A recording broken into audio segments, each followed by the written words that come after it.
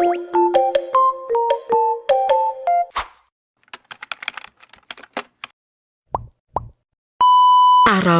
sa Barangay Paco, Gubat, Sorsogon. Ang aking nakita ang mag-inang magsasaka. Pero hindi po sila tumitigil sa pagsasaka dahil po ay ang pagsasaka is mahalaga sa ating kultura. Dahil ito ang ating kinukunan ng pagkain o anumang mga gulay.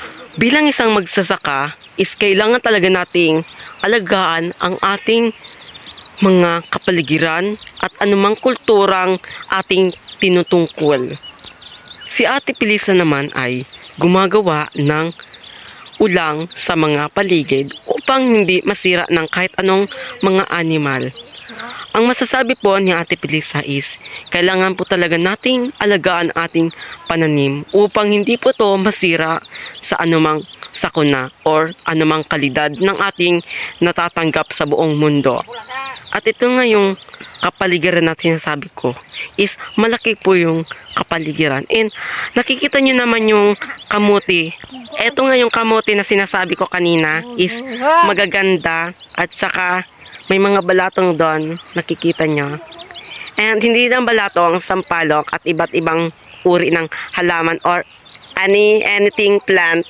And nakikita nyo yung bahay nila is maganda, sariwang hangin dito sa paligiran ng Bagakay ay Barangay Paco, Gubat, Sorsogon City.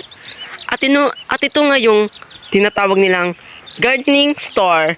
Ito yung gardening store na binibili mo lahat ang kahit anong gulay pero nakukuha mo lang sa kapaligiran. And ito nga yung kalakihan ng garden ni Manay Ami is maganda.